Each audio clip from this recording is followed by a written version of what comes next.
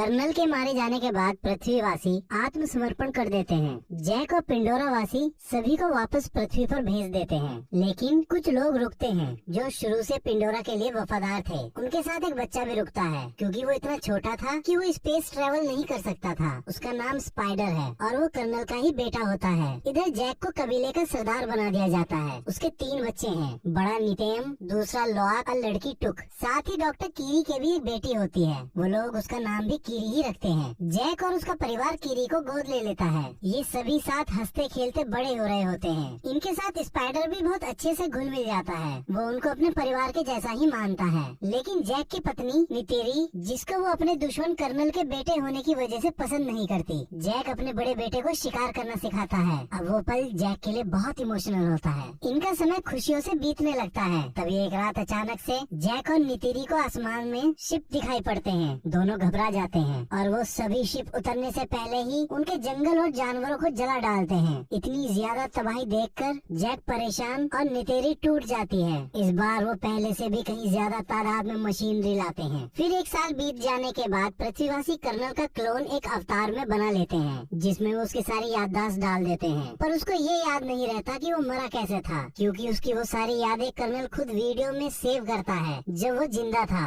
और वो मरने से पहले की सारी कहानी वो अपने अवतार को वीडियो के जरिए सुनाता है। इधर जैक अपने कबीले की मदद से उनके गोला बारूद की सप्लाई पर हमला करके उनको लूट लेता है। इधर कर्नल अपने साथियों को पिंडोरा पर फिर से हमला करने और किसी भी हालत में जैक को पकड़ने का प्लान बनाता है और फिर अपने साथियों के साथ पिंडोरा पर अपने लोगों के मिलिट्री बेस पर पहुंचता है। वहां वो अपने जनरल से मिलता है। जनरल उसे बताती है, हमने पिछले 1 साल में इतना ज्यादा काम और कंस्ट्रक्शन किया है जितना पिछले 30 सालों में नहीं हुआ था, और हमें इस ग्रह को अपने लोगों के लिए पर्याप्त बनाने से पहले इन पिंडोरा वासियों का इलाज करना होगा, क्योंकि ये पहले से ज्यादा हमला करने लगे हैं, जिसकी वजह से हमको जान और माल का बहुत नुकसान हो रहा है। फिर वो जनरल कर्नल को वहाँ भेजती है। कर्नल उसी जंगल में उतरता है जहाँ उसकी मौत हुई थी। इत्तेफाक से जैक के बच्चे और स्पाइडर भी वहाँ खेलने आते हैं। वो वहाँ कर्नल और उसकी टीम को देखकर समझ जाते हैं ये कबीले के नहीं बल्कि पृथ्वीवासियों के अवतार हैं। कर्नल वहाँ पड़े बैटल रॉबर्ट सूट को चेक करता है और उस पर अपना ही नाम देखकर समझ जाता है कि कंकाल उसी का है। फिर वो अपने सीने में घुसे तीरों को देखता है। तभी जैक का बेटा लोआक अपने वॉइस डिवाइस की मदद से जैक को वहाँ की सारी स्थिति बता देता है। जैक और नितिरी सारी बात सुनकर परेशान हो जाते हैं और वो उन बच्चों को बिना कोई आवाज करे वहाँ से निकलने के लिए कहते हैं। अब बच्चे वहाँ से निकलने लगते हैं पर कर्नल के आदमी उन सबको पकड़ लेते हैं। कर्नल उनकी उंगलियों को देखकर समझ जाता है कि ये हाफ ब्रीड है, क्योंकि पिंडोरियंस की 4 ही उंगली होती है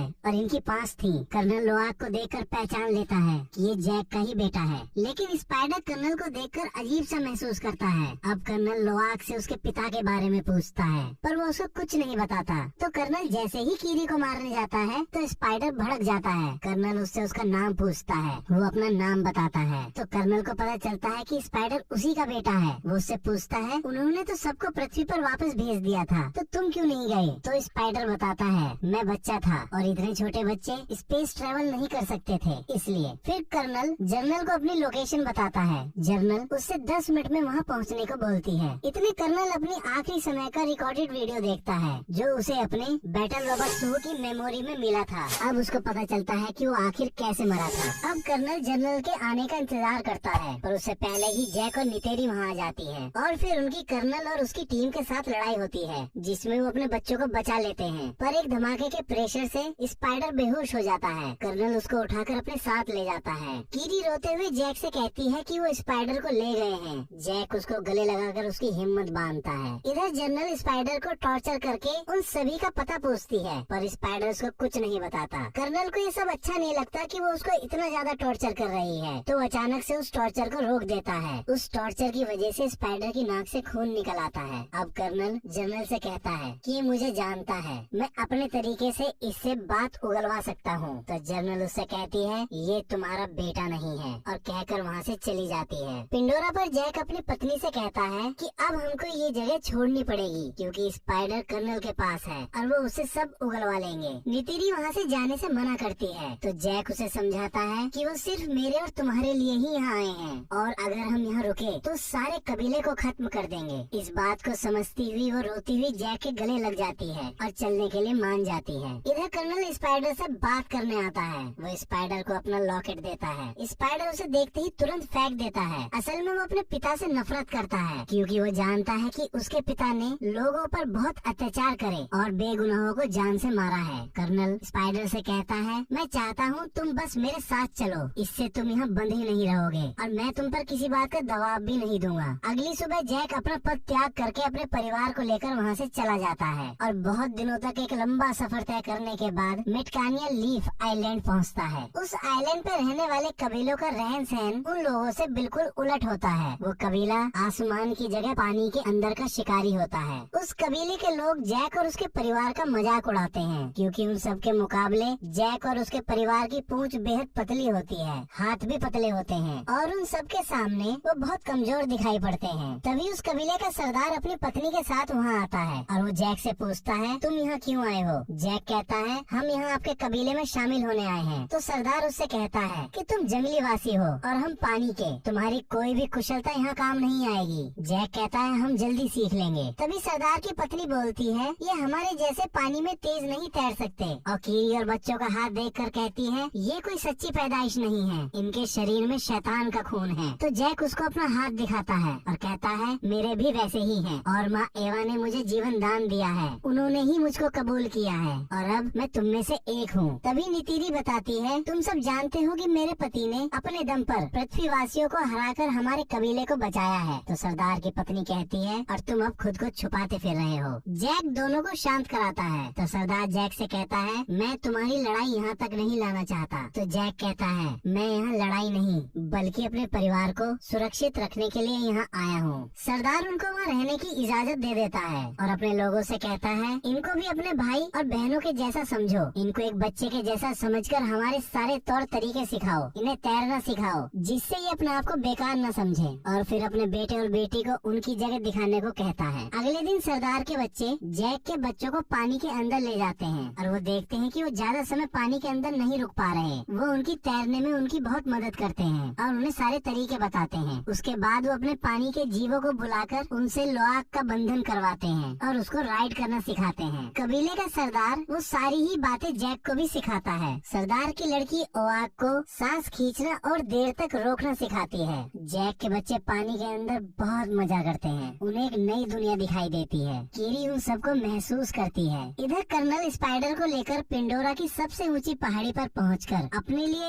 एक बेंजिस को चुनकर उससे अपना बंधन जोड़ने की कोशिश करता है, लेकिन उनकी लड़ाई में बेंजिस उसको लेकर पहाड़ी से कूद जाता है। तो सबको लगता है कर्नल मर गए और वो वहाँ से वापस जाने लगते हैं। लेकिन तभी कर्नल बेंजिस की सवारी करता हुआ वहाँ आ जाता है। वो उससे बंधन जोड़ लेता है। इधर सरदार के लड़के कीरी को छेड़ रहे होते हैं। तभी नितेम और लोआक वहाँ आकर उन लड़कों को बहुत मारते हैं। कीरी ये देखकर बहुत हंसती है। फिर जैक अपने लड़कों को अपनी जगह पर लाकर बहुत डांटता है और लोआक को भेजकर उन सभी से माफी मांगने को कहता है। फिर वो नित्यम से पूछता है, क्या तुमने उन सबको बहुत मारा? वो कहता है, हाँ। ये बात सुनकर जैक उससे कहता है, ये अच्छी बात है। नित्यम उनका जवाब सुनकर मुस्कुराता है और वहाँ से चला जाता है। लोआक उन लड़कों के पास जाकर उनसे माफी मांगता है। वो लोआक को माफ करके अपने साथ गहरे समुद्र में शिकार करने को कहते हैं। लोआक उनकी बात मानकर उनके साथ चल पड़ता है। वो थ्री ब्रदर पहाड़ी पर पहुंचकर लोआक से एक आवाज निकालने को कहते हैं। लोआक वैसे ही करता है, पर वो उसको चुपचाप वहाँ छोड़कर वापस चले जाते हैं। असल में वो एरिया एक व्हेल मछली के जैसे दिखने वाले टुलकुन जीवों का होता है और एक जीव लोआक को मारने के लिए पागलों की तरह उसके पीछे पड़ जाता है। लोआक अपने को जैसे तैसे उससे बचाने की पूरी कोशिश करता है। बहुत देर पानी में रहने की वजह से लोआक की सांसें खत्म होने लगती हैं। अब वो वहाँ से बाहर निकलकर सतह पर आने की कोशिश करता है, लेकिन टुलकुन उसको देख लेता है और अब उस पर उसे मारने के लिए हमला करता है। और जैसे ही उसके नजदीक आता है तभी एक और टुलकुन उल्टा उस पर ही हमला कर देता है। पर इतने में लोआक अपनी सांसें टूटने की वजह से पानी में डूबने लगता है। पर कुछ देर बाद जब उसकी आंखें खुलती है तो देखता है कि उस टुलकुन ने उसकी जान बचा ली है। वो उसे सतह पे ले आया था। इसके बदले वो टुलकुन के पंख में फंसे बड़े से लोहे के कांटे को निकाल देता है। अब दोनों में दोस्ती हो जाती है और फिर दोनों पानी में बहुत देर तक एक साथ तैरते हैं। कुछ देर बाद लोआक उसके दूसरे कटे हुए पंख को देखकर उससे इशारे में पूछता है कि ये कैसे हुआ, पर टुलकुन उसका कोई जवाब नहीं देता। इधर कीरी जैक को बताती है कि मुझको माँ एवा के दिल की धड़कन सुनाई देती है,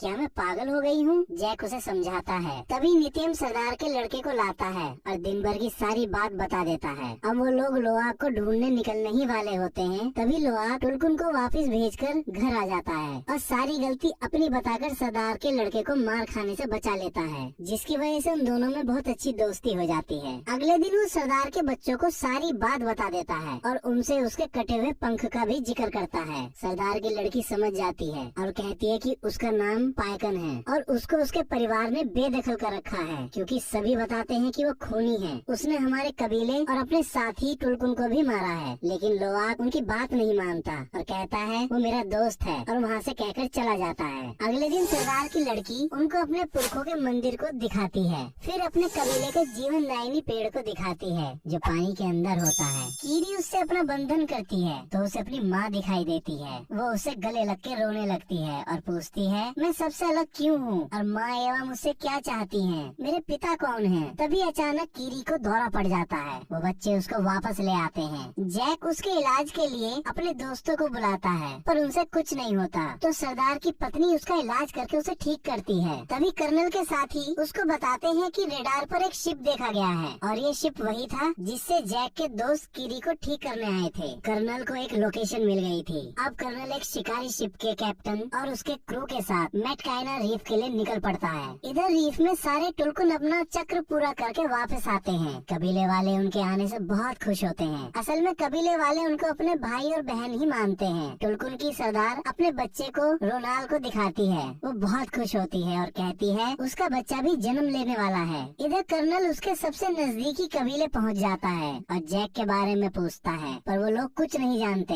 तो वो कुछ नहीं बता पाते। वो गुस्से में उनके घरों को जला देता है और वहाँ से दूसरे कबीले के लिए निकल जाता है। जैक को सरदार पड़ोसी कबीले की जानकारी देता है और कहता है वो तुमको ढूंढ रहे हैं। नितेरी जैक से कहती है हम कब तक भागते रहेंगे? हमको अगर चैन की सांस लेनी है तो हमें उसे मारना पड़ेगा। इतनी मेहनत करने के बाद भी कर्नल को कुछ पता नहीं चलता तो अपना प्लान बदल देता है और जो उस शिप का कप्तान चाहता था कि वो टुलकुन का शिकार करे, वो उसे इजाजत दे देता है। अब लोआक पायकन के पास पहुंचता है और उससे कहता है मैं तुम पर भरोसा करता हूँ, तुम भी मुझ पर भरोसा करो और तुम्हारे साथ क्या हुआ था वो मुझे बताओ। और उसको ऐसा करते हुए उसके साथी देख लेते हैं। पायकन अपना मुंह खोलता है। लोआक अंदर जाकर अपना बंधन जोड़ता है, जिससे उसको सब पता चल जाता है कि उसने सिर्फ अपने साथियों और कबीले वालों को बचाने की कोशिश करी थी। उसमें उसकी कोई गलती नहीं थी और उसने किसी को नहीं मारा। अब उस कबीले के सरदार को पता चलता है कि लोआक पायकन के पास गया था, जिसकी वजह से वो उसको डांट लगाता है और बताता है टुलकुन पहले खूनी दरिंदे हुआ करते थे और बहुत ज्यादा मार काट करने के बाद उन्होंने दरिंदगी त्याग दी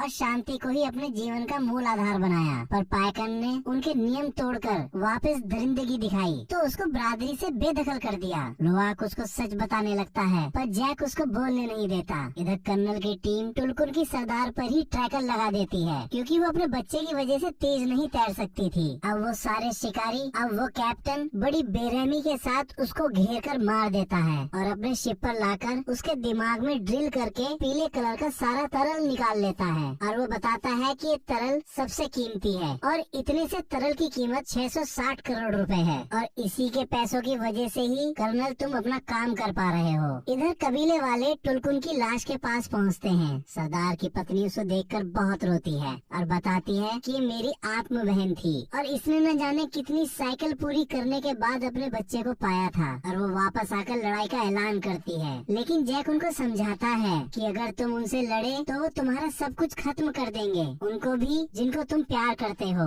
और उन्हें ट्रैकर को दिखाकर कहता है हमको टुलकुन की जिंदगी बचानी है, तो ऐसा कुछ भी उन पर दिखाई दे तो मुझको बताओ, मैं इन ट्रैकर्स को बंद कर सकता हूँ, जिसकी वजह से उनकी जान बच सकती है। और ये बात सभी टुलकुन तक पहुँचाने को कहता है। सब मान जाते हैं। फिर जैक चुपके से नितिरी को बताता है कि वो टुलकुन का नहीं बल्कि हमारा शिकार करना चाहते हैं। अब लोआक पायकन के पास उसको सावधान करने के लिए निकल पड़ता है, क्योंकि वो जानता था कि उसे कोई नहीं बताएगा। लेकिन सारे बच्चे उसे रोकने की कोशिश करते हैं पर वो वहाँ से निकल जाता है, तो भी सारे बच्चे उसका पीछा करते हैं। इधर कप्तान दूसरे शिकार की तैयारी करता है। लोआक पायकन के पास पहुँचता है। वो पायकन पर ट्रैकर देखकर घबरा जाता है और उस ट्रैकर को निकालने की कोशिश करता है। तभी सामने से शिकारी जहाज को देखकर वो घबरा जाता है। अब सब बच्चे वहाँ पहुंचकर उस ट्रैकर को निकालने की बहुत कोशिश करते हैं पर वो उनसे भी नहीं निकलता। फिर लोआक अपने पिता को सब बता देता है। तभी जैक सरदार को बता देता है। वो सब तैयार होकर उनकी तरफ तरफ निकल पड़ते हैं। कर्नल उन बच्चों को टुलकुन के पास देखकर बहुत खुश होता है। बच्चे ट्रैकर को निकाल देते हैं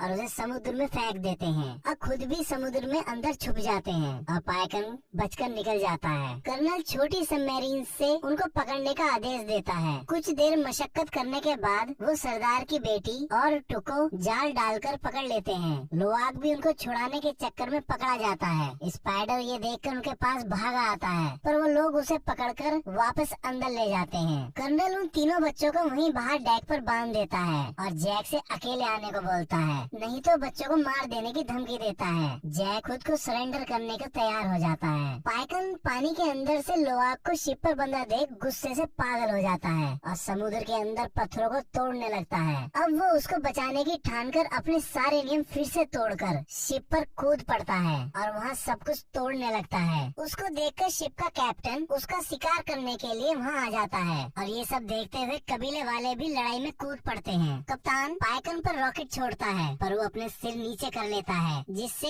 रॉकेट उससे टकराकर कप्तान के शिप पर ही फट जाता है। ऐसा देख कप्तान हैरान हो जाता है। अब उन सभी लोगों में बड़ी भयंकर लड़ाई शुरू हो जाती है और सब अपने दुश्मनों को मारने लगते हैं। इधर पानी के अंदर कीरी अपने बंधन को उनके जीवनदायिनी पेड़ से जोड़कर कर्नल की सबमरीन्स को तोड़ देती है, जिसको देखकर सरदार के लड़के बड़े हैरान होते हैं। शिप के अंदर स्पाइडर भी शिप के कंट्रोलर को तोड़ देता है, जिसकी वजह से शिप चट्टान से जाकर टकरा जाता है और उसमें पानी भरने लगता है। कप्तान अब पाइकन को पकड़ने के लिए तार से बंधे एंकर को उस पर शूट करता है, पर पाइकन बड़ी चालाकी से उससे बचकर अपने सिर से जानबूझकर उस तार को बांधकर पूरी ताकत लगाकर उस बोट को खींचने लगता है। कप्तान बड़ी मुश्किल से उससे पीछे छुड़वाता है, पर फिर से उस पर हमला करने की तैयारी करता है। तभी पाइकन उसकी बोट के ऊपर से कूदकर उस तार से कैप्टन के हाथ को ही बांध देता है और एक झटका देकर उसका हाथ ही अलग कर देता है, जैसे कप्तान ने कभी उसका पंख काटा था। कप्तान के मरते ही उसका क्रू लड़ाई रोक देता है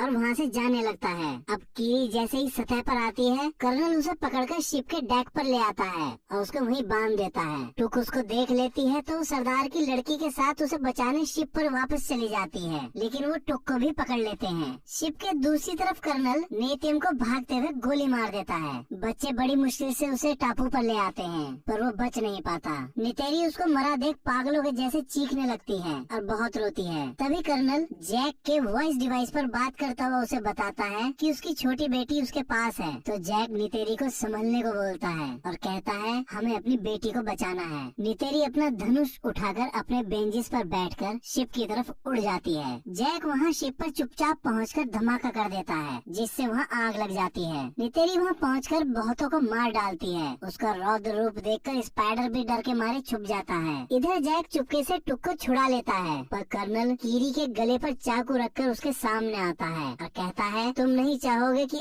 आज तुम्हारी एक औलाद और मर जाए। कर्नल उससे हथियार रखवा देता है। स्पाइडर कर्नल को ऐसा करने से रोकता है, पर वो नहीं मानता। तभी नितेरी स्पाइडर के गले पर चाकू लगाकर कीरी को छोड़ने को बोलती है, पर कर्नल उसको ऐसा दिखाता है जैसे उस पर इस बात का कोई फर्क ही नहीं पड़ा। तभी नितेरी कर्नल से कहती है, लड़के के बदले लड़का। स्पाइडर की छाती पर चाकू मार देती है। कर्नल तुरंत कीरी को छोड़ देता है। अब वो सब वापस जाने लगते हैं, पर कर्नल कहता है, मैं अभी भी नहीं रुकूंगा और वापस आऊंगा और तुम अपने पूरे परिवार के साथ सारी जिंदगी डर में जियोगे। इतना सुनते ही जैक उस पर हमला कर देता है। इधर पानी के अंदर नितेरी और उसके बच्चों को आग घेर लेती है, तो वापस शिप पर चढ़कर उसके दूसरी तरफ से निकलने की कोशिश करती है। तभी पानी का बहाव टूक को शिप के अंदर ले जाता है। नितेरी उसके पीछे कूद जाती है। शिप डूबने लगता है और पलट जाता है। स्पाइडर और कीरी ऊपर आ जाते हैं। इधर पानी के अंदर जैक लड़ते लड़ते कर्नल का गला घोटकर उसे बेहोश कर देता है। उसको लगता है कि कर्नल मर गया, लेकिन खुद भी पानी में सांसें टूटने की वजह से डूबने लगता है। तभी लोआक जैक को बड़ी मुश्किलों से एक चैम्बर में लेके आता है, जिससे जैक को सांस आ जाती है। इधर टुक और नितेरी भी एक जगह आके फंस जाते हैं और जहाज पूरी तरह अंधेरे में डूब जाता है। फिर कीरी वहाँ रोशनी देने वाली अनेक मछलियों को बुला लेती है और वो उनको पूरे जहाज में भेज देती है। वो टुक और नितेरी को बाहर निकाल लेती है। इधर लोआ पाइकन की मदद से जैक को भी बाहर निकाल लेता है। अब पाइकन उन सबको अपने पंख पर बैठाकर टापू पर छोड़ देता है। स्पाइडर भी कर्नल को बाहर निकाल लेता है। वो जिंदा होता है। वहाँ उसका बेंजिस आ जाता है। कर्नल स्पाइडर को साथ चलने के लिए बोलता है, पर स्पाइडर उसे वहाँ चिढ़ाकर वापस जैक और उसके परिवार के पास आ जाता है। तो कर्नल अपने बेंचेस पर बैठकर वहाँ से उड़ जाता है। अब सब कबीले वाले नेत्यम को आखिरी विदाई देते हैं। उस समय जैक को वो पल याद आता है जब उसने नेत्यम के जन्म पर अपने हाथों में उसे लेकर उसका नामकरण किया था, और अब वो उसको पानी के उस अंतहीन गहराई में दफन होते देख रहा था। उसका दिल टूट गया था। वो वापस आकर सरदार से कहता है, हम कल चले जाएंगे। तो सरदार कहता है, तुम्हारा बेटा अब हमारे देवताओं के पास है और तुम भी अब पानी के आदमी हो चुके हो, तो तुम हमारे कबीले का ही हिस्सा हो। फिर जैक और नितेरी उनके जीवनदायिनी पेड़ से अपना बंधन बांधते हैं। तभी जैक को वो समय दिखाई देता है जब नेत्यम ने पहली बार शिकार किया था और वो बहुत खुश थे। नितेरी उनको देखकर खुश होती है। नित्यम सच में अब उनके देवताओं के पास था। वो उसका स्वर्ग था। वहाँ उसकी दुनिया में उसका परिवार उसके साथ था और कहानी यहीं खत्म हो जाती है। आशा करता हूँ कि आप सभी को ये एक्सप्लेनेशन पसंद आई होगी। और भी मूवी के एक्सप्लेनेशन सुनने के लिए आप हमारे इस चैनल को लाइक करें, सब्सक्राइब करें और साथ ही बेल आइकन दबाना ना भूलें।